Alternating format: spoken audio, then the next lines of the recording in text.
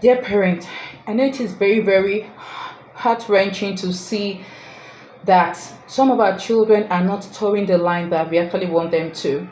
And we are actually really, really scared because we we wish that they can actually have a better understanding of the deen than we have and be better Muslims, be better behaved and things like that.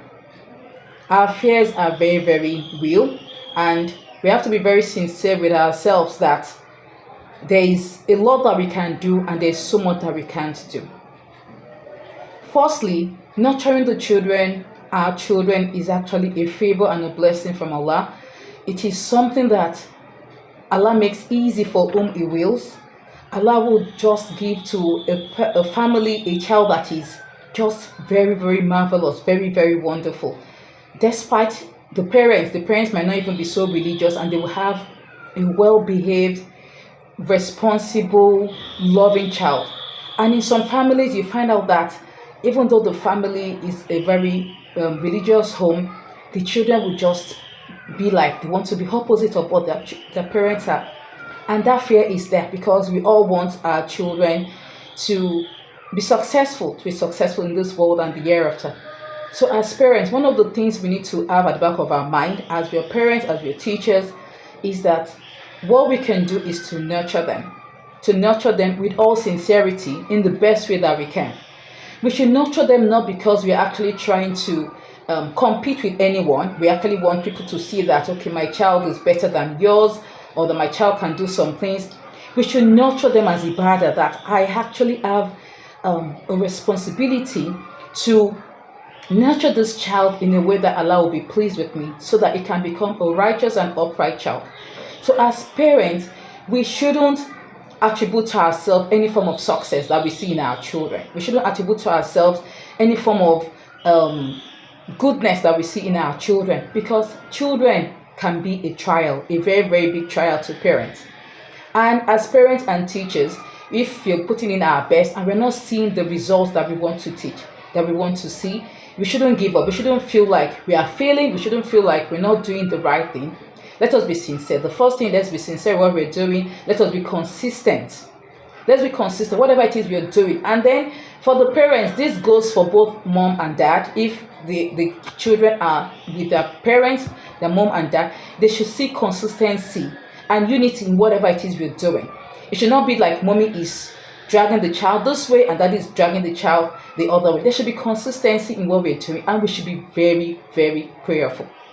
We should sincerely, intentionally, consistently ask Allah to guide our children, to protect them, to make them pious, successful Muslims.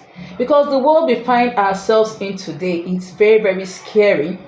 You've done so much, you've tried so much to nurture your child, you've exposed your child to the best thing you believe that will be beneficial to them. And then in the twinkle of an eye, with just a little exposure to something that is different, the children will just want to go out of line, and it is very, very scary. So it is our duty to nurture them, but we cannot guide them. Guidance is from Allah.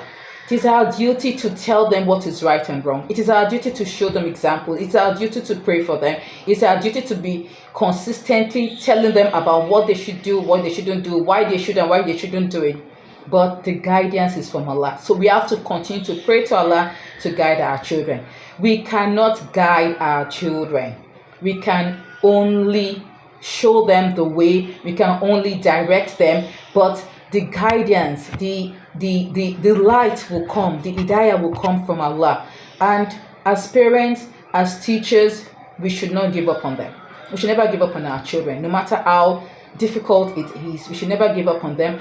We should never say things that suggest that we're giving up on them. I've tried so much and you're just not changing, you're just not listening. We have to be consistent about it. We have to be really, really consistent about it. You see some children today, they've memorized the Quran, they understand Arabic, they go for Al-Quran and things like that, but they are not exhibiting some of the things that we actually want them to exhibit. We shouldn't be afraid to continue to guide them. The world is full of so many deceptive people today. People that are trying to misguide our children, people that are trying to lead them astray. The world is full of them. we should not give up trying our best for them. And we should let our children know the purpose, the reason why we are doing all that we're doing, so that they can actually, in their own quiet reflection time, they can actually think about it and be better guided.